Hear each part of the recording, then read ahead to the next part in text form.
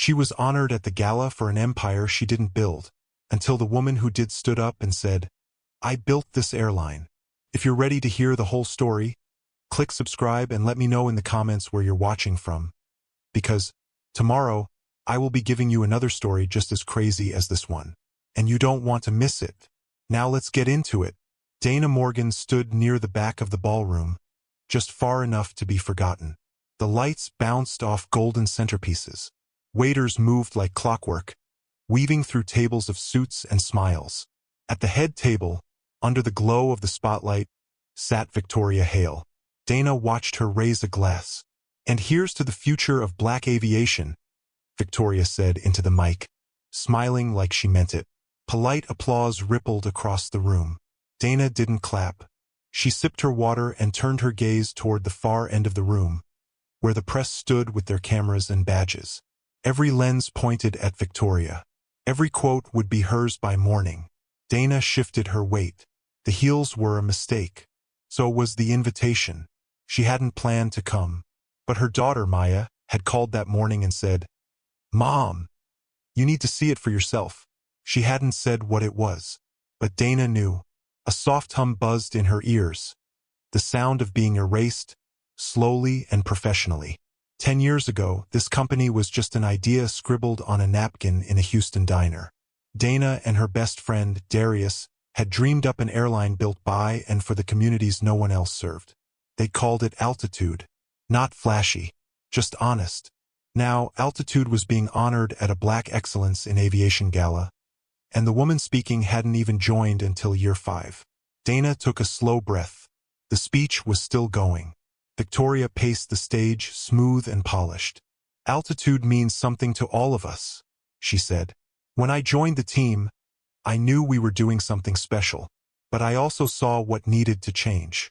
Growth, structure, vision." Dana heard the subtext. "I fixed what you started." Someone stepped beside her. Gray suit, brown skin, eyes full of apology. "Didn't expect to see you here," he said. She turned. "You're still on the board?" "Barely. Budget committee. Figures." He glanced toward the stage. "She's good at this." "Is that what you call it?" Dana asked. He shifted. "They said it was too risky to put you in front anymore. That you didn't test well with investors." Dana gave a tight smile. "Too black, too direct, and too visible." Silence. "She's not you," he said quietly. "She doesn't have to be," Dana replied. "She already won." At the front table, Victoria sat again, sliding effortlessly into the CEO's chair. Dana's seat years ago. A younger woman at Dana's elbow whispered, "You should be up there. My mom used to tell me about you. You started this, right?" Dana didn't answer. The young woman's voice softened. "Why'd you give it up?" Dana looked her in the eyes. "I didn't." Across the ballroom, Victoria stood again for pictures. She laughed too loudly, her hand gripping the CEO plaque that Dana had designed. Literally. Dana had chosen the material, the font, the wood stain. Now it was someone else's photo op. A young man with a press badge walked toward Dana. "Excuse me, are you Ms. Morgan?" Dana hesitated. "Yes. Would you be willing to do a short interview? Just for background." Background. Not spotlight. Not center stage. Just color commentary. Dana looked past him toward the stage. "Ask me again," she said. Later, when the night wound down, Dana didn't say goodbye. She just walked out. But as she reached the parking valet, she looked up at the hotel banner fluttering above the entrance. Honoring the future of black flight. Her jaw clenched. She opened her phone and scrolled down to an old file. A photo of her and Darius standing beside the first Altitude plane. One they'd leased on a gamble and a prayer. She stared at it for a moment. Then she hit send. A message to Maya with no caption. Just the image. "Have you ever watched someone take credit for your work? What did you do, or wish you'd done?" The diner smelled like burnt coffee and fried eggs. The kind of place that didn't try to be anything it wasn't. Dana liked that. She sat in a corner booth, elbows on the sticky table, notebook open, pen tapping. Her hair was pulled into a low bun. No makeup, no earrings. Just work. Across from her, Darius White leaned back, arms stretched wide across the booth, eyes on the ceiling. "We could call it Lyft," he said. "Sounds like a rideshare." He grinned. "Okay. Wings United? Already exists." He sat forward, serious now. "We gotta pick a name, Dana. People can't buy a ticket from the black airline with no name." Dana didn't smile. She was tired. She'd spent the last 3 nights mapping costs, routes, and equipment needs. "Altitude," she said quietly. Darius blinked. "That's clean." She nodded. "That's the point. Clean. Simple. American." They had nothing but a name and a pitch deck. The banks didn't care. Dana walked into offices with press suits and confident stats, only to leave with nothing but "we'll be in touch" emails that never came. One loan officer actually said, "It's a great idea. Maybe if you had a more experienced executive involved, someone with a track record." She didn't ask what he meant. She knew. Dana worked nights as a flight attendant to make rent. Darius picked up contract gigs wiring planes for private charters. Between them, they saved enough to buy an old simulator and rent a dusty office above a strip mall. They called it headquarters. They hung a whiteboard on the wall. Every week they erased and rewrote routes, schedules, slogans. Altitude, where every seat has a story. Altitude, not just where you fly, who you become. Altitude built for us, flown by us. Dana circled the last one. "That's it," she said. People laughed at first. Investors said it was too niche. Pilots didn't want to risk their licenses with a startup. Suppliers demanded cash up front.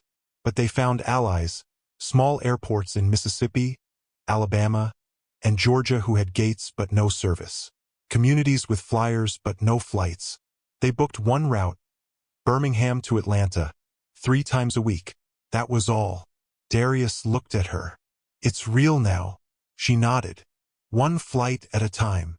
They hired 2 pilots, 3 ground crew, and 1 part-time ticket agent. Dana handled customer service herself, answering phones, refunding tickets when the old plane had mechanical issues. One night, a woman called crying. She said her son had just gotten into college in Atlanta but couldn't afford a plane ticket. Dana comped the fare, paid it out of her own account. Afterward, Victoria came to her office. "I didn't know they'd make it official this fast," she said. Dana said nothing. "I still want you involved," Victoria added. "Your name means everything to this company." Dana looked at her. "Then why does it feel like I've been written out?" Silence. The press release went out that week. Altitude announces new CEO, sets sights on national expansion. The photo showed Victoria shaking hands with a venture partner. Dana's name was at the bottom, 2 sentences about vision and legacy. No mention of her stepping down. Just gone. She didn't quit. She just stopped showing up. 1 week turned into 3. No one called. Except Maya. "You okay?" her daughter asked. Dana tried to answer. "I'm proud of what we built." "That's not what I asked." Dana closed her eyes. "I don't know how to fight for something that doesn't see me anymore." But not everyone forgot. One morning, she got a letter in the mail. Handwritten. It was from a former Altitude pilot, one of their first hires. He wrote, "I flew for you before I flew for a company. You made us believe we belonged in the sky." Dana read it twice. Then again. She pinned the letter to her fridge. Not to hold on, but to remember. The Altitude building had a new logo now. Sleeker, blue instead of gold. Someone had rebranded the mission statement to "Flight Forward." Dana saw it printed on the lobby wall in giant letters. She stood in front of it for a second. Not angry, just quiet. She was here for a quarterly board review. Technically, she still held a seat. She'd been invited out of formality, nothing more. In the conference room, everyone shook hands and smiled. The kind of smiles that felt safe but hollow. Victoria entered last. Black pantsuit, tailored sharp. She didn't look surprised to see Dana. Just prepared. "Glad you could join us," Victoria said. Dana gave a small nod. "Wouldn't miss it." The meeting started with slides. Numbers. Market growth. expansion into Raleigh, Memphis, Tampa. Victoria walked through each slide with ease. She mentioned original vision once, but didn't say Dana's name. Not once. At the end, someone from the board said, "This level of growth is exceptional. Really strong leadership." Dana looked around the table. No one looked back. After the meeting, she pulled Victoria aside. "You erased me," Dana said, voice steady. Victoria's eyes flicked to the hallway, then back. "I streamlined the story," she said. "That's different." Dana frowned. "No, that's how erasure works. One detail at a time." Victoria sighed. "People relate to now. They want momentum. Investors want clarity." Dana stared at her. "So clarity means cutting me out?" "Clarity means focus." A beat. Dana stepped closer. "You don't get to rename a legacy you didn't build." Victoria didn't answer, just turned away. 2 weeks later, Dana logged into the company's site. Her biography was gone. No founder page. No history. No archive. The original story, the diner, Darius, the first flight, gone. Replaced with sleek branding and the line, "Founded in 2016 by a team of visionaries." Not even names. Just team. She texted Maya, "Check the site. It's like I never existed." Maya replied, "This isn't silence anymore. It's theft." Dana drove to the old office building they'd started in, long since rented to someone else. She sat in her car out front for 20 minutes. She remembered everything. How Darius used to play music on his laptop while they worked late. How the heat broke one winter and they brought in space heaters. How they ate vending machine crackers on days the budget didn't allow for lunch. Those memories weren't on the site, but they were real. The next day, a young reporter reached out. Someone from an online platform focused on Black-owned businesses. She wrote, "I'm doing a piece on Altitude's rise. I can't find much on the early years. Any chance you'd talk to me?" Dana sat with the message for a long time. Then she said yes. The interview took place at a small coffee shop. Dana wore jeans, no blazer, no press-ready polish. She told the truth. About the beginning, the setbacks, the name, the routes, the choice to hire from within overlooked communities. Darius, their first leased plane, Victoria's arrival, and how the story had shifted. The reporter sat stunned. "None of this is public." "I know," Dana said. She sipped her coffee. "I think people deserve to know who started the engine." A week later, the article went live. The woman they forgot. How Dana Morgan built the airline that changed black travel. It wasn't explosive. It didn't trend. But it reached the right inboxes. 2 board members emailed Dana privately. One said, "I had no idea. Let's talk." Another said, "You're still a founder in my book." Dana didn't reply. She didn't need validation. She needed something else. One day, she saw a leaked memo on a business forum. It was from Victoria's office. "As we move forward, we are shifting the Altitude narrative to reflect our current leadership and market direction. Legacy language will be phased out." Dana stared at the phrase, legacy language. That's what they called her now. Legacy, like she was already gone. She printed the memo and pinned it beside Andre's postcard on her fridge. Next to it, she added the pilot's letter. Then, she did something she hadn't done in a long time. She opened her old laptop. She pulled up the original pitch deck. Slide 1, Altitude, for us. By us. With us. She looked at the words. Then she started typing. Altitude press conference. Black excellence in aviation. The next era. Dana stood at the back again. Not out of habit, but on purpose. She wanted to see who else had been pushed to the edges. The ballroom was grand. Wide velvet curtains. Spotlights. Rows of folding chairs filled with reporters, influencers, aviation execs, and rising entrepreneurs. At the front sat a long table with 4 microphones. Victoria sat in the middle. She looked at home under the lights. A young woman stepped up to the podium. She introduced Victoria as the face of modern black aviation. Dana's hands curled slightly, not out of jealousy, but because lies, when repeated long enough, start to stain the truth. Victoria spoke with polish. Altitude began with a mission to break ceilings, she said. And we've done that. But now, it's time to fly even higher. People clapped. She nodded at the applause. We're expanding into international routes, opening altitude hubs in Jamaica, London, and Johannesburg.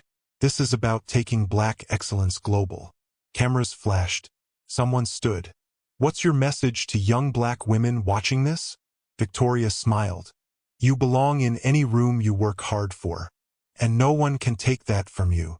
Dana blinked. Hard work. She whispered to herself. They don't even know who taught her that line. After the event, Dana didn't leave. She waited. By the hallway near the side exit, where attendees filtered out with gift bags and business cards. She wore a simple blazer, no name tag, just presence. She watched two young girls, maybe interns, whisper and glance at her. One approached. Are you Dana Morgan? Dana nodded. The girl's eyes widened. My dad used to talk about you. He flew for altitude in the early days. I didn't know you were still around. Dana smiled. Some stories don't end. They just get edited. Later, a local podcaster caught her near the catering table. He held up his phone. I'm live. Want to say something? About the event. Dana paused, then leaned slightly into the mic. I'm proud of how far we've come, but I hope the people flying these planes remember who built the runway. The clip went viral, not millions of views but thousands. Enough, Maya called that night. You shook them. Dana stayed quiet. Maya pushed. What's next? Dana exhaled. I'm not sure. I'm not after a title. Maya's voice softened. Then what are you after? Dana looked at her screen, at the viral clip, at the rising comments. Wait, SHE was the founder? Why didn't they credit her on stage? We gotta talk about this. Dana whispered, more to herself than anyone else. I'm after the truth. She started writing again. Not for a book. Not for PR. For clarity. She dug up old emails, founding documents, press photos. She reached out to early employees, pilots, ground staff. Some had moved on, but they remembered. They sent quotes, stories, scanned check stubs from 2010. One wrote, "You're the reason I got into aviation. I still tell people that." Another said, "I left after Darius died. Stopped feeling like family. But I never forgot what you two built." Dana pieced it all together. A document. Simple. Not a takedown. A timeline. From day one. From her napkin sketch in a diner to the first charter flight. From struggle to survival to silence. She called it the flight path. An unofficial history of altitude. She didn't release it publicly, yet. She just sent it to the board. No subject line. No message. Just the document. 3 days later, one board member called her. He said nothing for a long time. Then, I didn't know. Dana replied, that's the problem. One morning, she met with a professor from Howard University. He had reached out after seeing the clip. We teach a course on modern Black entrepreneurship. Would you guest speak? Dana hesitated. I'm not good at applause, she said. He smiled. Then speak for the ones who never got any. At Howard, she walked into a lecture hall filled with students taking notes before she even said a word. She stood at the front. Not polished, not rehearsed. I'm not here to be an icon, she said. I'm here to remind you that starting something doesn't mean you'll always be celebrated for it. But it's still worth building. The room was silent. Not from boredom. From listening. Real listening. Afterward, a young man approached. He wore a pilot's academy badge. I came here to be an airline exec, he said. But you made me think about why I really want to lead. It's not just about seats. It's about stories. Dana looked at him. That was the first moment she felt something new. Not pride. Not revenge. Hope. Have you ever had to speak up for your own story? What happened when you did? Victoria Hale sat at her desk, reading the same sentence for the third time. The press conference had been a win, or so everyone told her. Sharp, someone had said. Flawless delivery. Top-tier vision. But the video clip kept playing in her head. Dana, standing near the catering table, speaking into a phone mic like she'd been waiting years to finally say something true. I'm proud of how far we've come, but I hope the people flying these planes remember who built the runway. It was only 10 seconds, but it stuck. An internal Slack thread popped up on Victoria's screen. #Legacy Matters, created by a group of young Altitude employees. They were sharing stories, tagging each other, posting old photos. A grainy snapshot showed Dana in the original office. Another showed Darius in a folding chair with a big grin. Someone had captioned it, "We don't fly unless they paved the way." Victoria closed the laptop. Later that week, in a meeting with marketing, someone asked, "Are we doing anything to honor founders during Black History Month?" Victoria froze. "We're still finalizing that." The team lead hesitated. "A lot of folks have been asking about Dana. There's, growing interest." Victoria kept her smile tight. "We'll review." But her fingers curled slightly. She wasn't scared. Not exactly. Just uncomfortable. Meanwhile, Dana was getting organized. Not loudly. Not with press. Just with facts. She printed out a list of dates, emails, board notes, grant records. Everything from Altitude's early days. Maya helped her sort it all. "You really kept all this?" Maya asked. Dana shrugged. "I knew one day someone would ask how it really started." They worked through the evening. Stacks of proof. Not to embarrass anyone. Just to protect the truth. At night, Dana stood in her small kitchen, tea in hand, reading messages from strangers. Some wrote to say thank you. Some asked for advice on starting their own companies. One, from a young woman in Detroit, said, "My mom couldn't afford to fly to her dad's funeral until she found a cheap Altitude flight. She never forgot it. Neither will I." Dana closed her eyes. She wasn't just fighting for credit. She was fighting for memory. At Altitude HQ, whispers started moving. The board had received Dana's unofficial timeline. No threats, no accusations, just receipts. Some board members didn't reply. Others forwarded it to staff with notes like, "Had no idea. This is powerful." Victoria saw the ripple but stayed silent. She wasn't ready to respond. Not yet. Then came the email. From the board chair. "We'd like to invite Ms. Morgan to attend next month's full board meeting. It's time we clarified our founding story." Victoria read it twice. Then a third time. She picked up her phone, considered calling Dana, then set it down. What would she even say? That night, Victoria walked through her penthouse in silence. For years, she had told herself she'd earned her seat. She'd worked long hours, made hard calls, brought in new money. She hadn't lied. She just hadn't told the whole truth. And now the truth was back.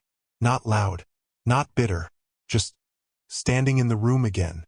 Meanwhile, Dana was ironing the same navy blazer she wore the day she and Darius pitched Altitude's name to a room full of doubtful bankers. She smiled to herself. "Still fits," she whispered. Maya looked at her. "You sure you're ready?" Dana nodded. "I've been ready. I just had to remember who I was before they forgot." 3 nights before the board meeting, Dana took a quiet walk near the runway at a small DC airport. She watched the lights blink across the sky. One plane lifted off slow, then strong, disappearing into the clouds. She didn't cry, but she let the silence wash over her. Darius should have been here. He would have told her to hold her head high. "Make them remember," he would have said. In the final prep meeting, Maya pulled up a folder of slides. "Facts only," she said. "No shade. No drama." Dana smiled. "That's the only way I know." They rehearsed, rewrote, tightened her notes. But Dana didn't plan to speak from slides. She planned to speak from the runway. The boardroom at Altitude HQ was colder than Dana remembered. Same table. Same long row of chairs. Same floor-to-ceiling windows overlooking the city. But this time, she wasn't standing behind anyone. She was seated at the table. Her name tag, printed in clean, bold letters, read, Dana Morgan, founder, board member. No titles left to take. Just the truth to return. Victoria entered 2 minutes late. She looked composed, hair perfect, papers in hand. She greeted the room with a practiced smile. Let's begin. The board chair opened the meeting. We're here to review Altitude's public narrative and founding history. Recent interest, both internal and external, has made this review necessary. Victoria nodded. We've always centered growth. But I agree. It's time to revisit how we tell our story. Dana said nothing. Not yet. The marketing lead pulled up a slide deck. It showed images from the company's modern era, new logos, jet partnerships, speaking events. Then came the founding timeline slide. Year, 2016. Altitude is born from a team's vision for change. No names. No diner. No Darius. The chair cleared his throat. Ms. Morgan, we'd like to hear your version. Dana stood slowly. No slideshow. No script. Just her voice. I've spent the last few years watching my name disappear. She paused. I watched this company change. That's natural. Growth changes everything. But truth shouldn't be one of those things. The room was still. She continued. I co-founded Altitude in 2008, in a diner off I-10, with a man named Darius White. We didn't have investors or titles, just purpose. We served cities no one else would fly to. We hired from communities no one else called qualified. She looked at the screen. None of that is there.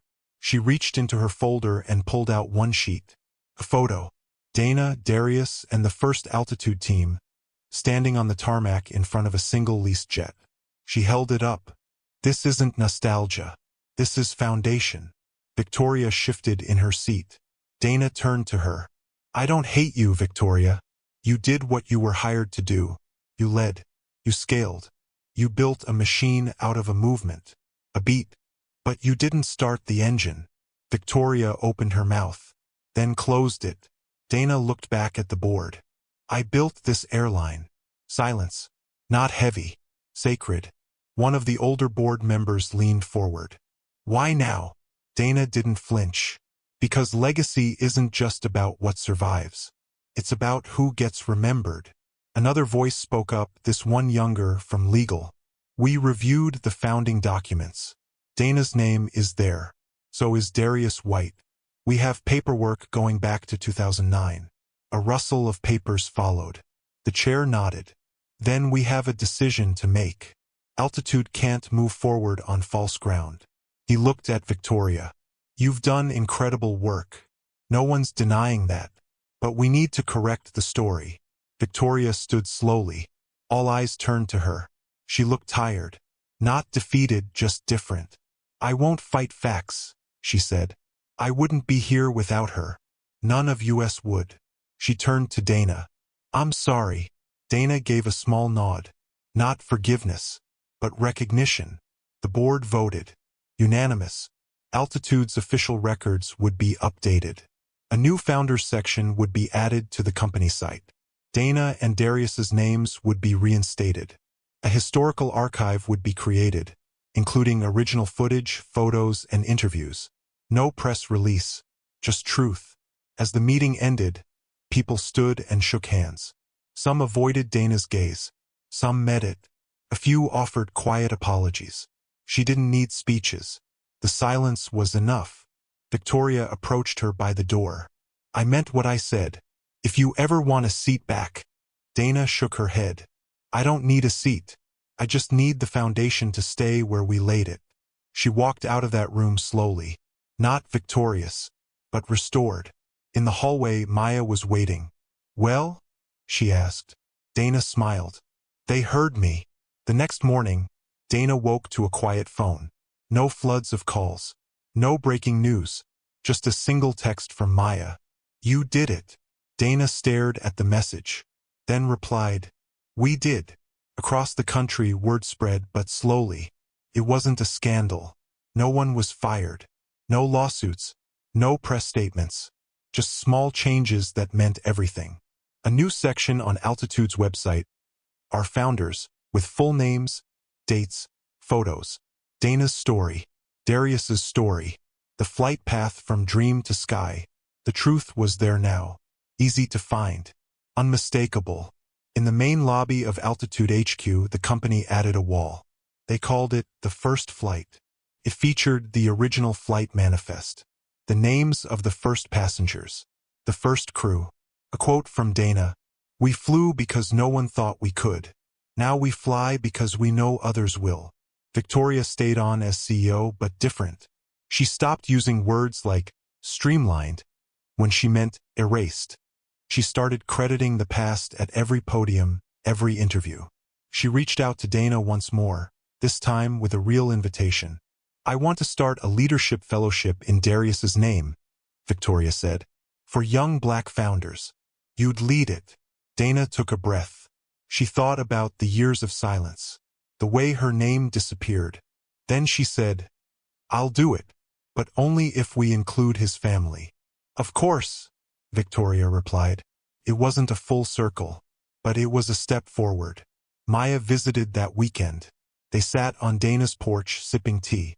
"You know," Maya said, "a lot of people would have gone on TV, blown it all up." Dana smiled. "And what would that have fixed?" Maya shrugged. "Maybe nothing. Maybe everything." Dana looked out toward the sky. "I didn't want a fire," she said. "I wanted a foundation." In the weeks that followed, emails came in.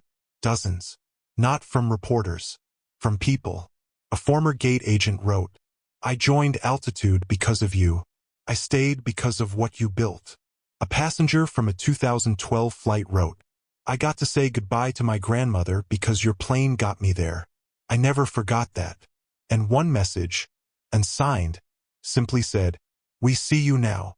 At Howard, students began quoting Dana in final projects. One group even started designing a case study around Altitude's early expansion. She was invited back to speak.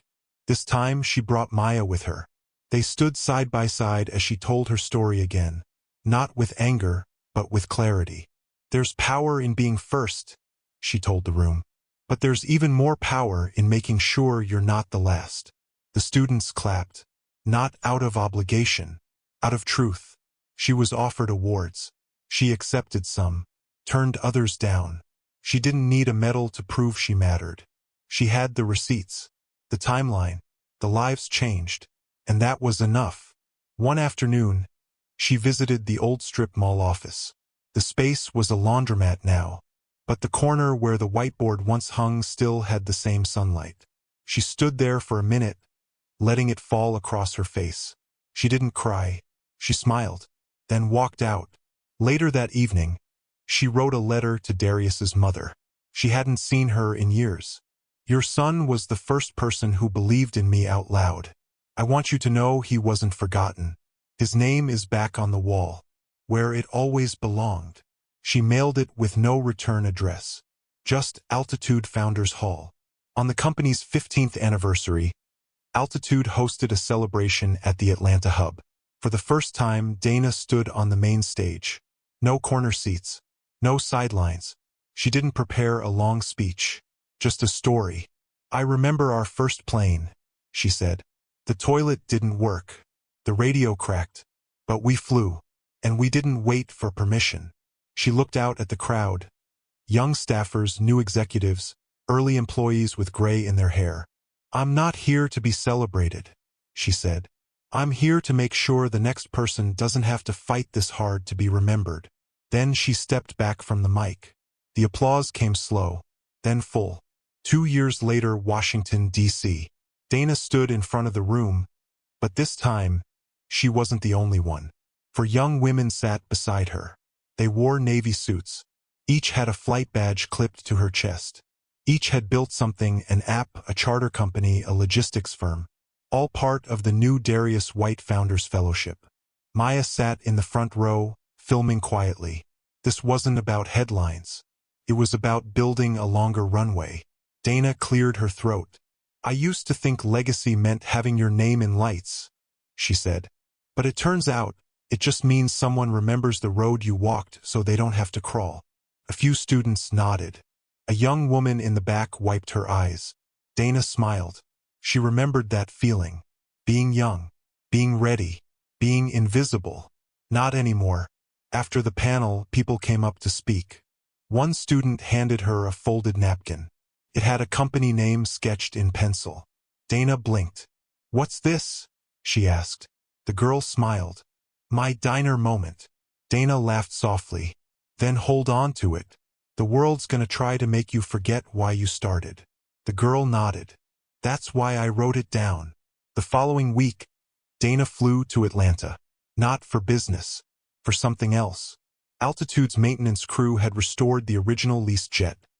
The first one she and Darius flew out of Birmingham. It wasn't airworthy. But it didn't have to be. It was parked inside the new Altitude Legacy hangar, turned into a walk-through exhibit. They let her unlock the door. She stepped inside slowly. Same narrow aisle. Same cracked seat arm. Same tiny window she used to press her head against during overnight prep runs. She closed her eyes and felt the lift all over again. A plaque sat near the door. This aircraft carried more than passengers.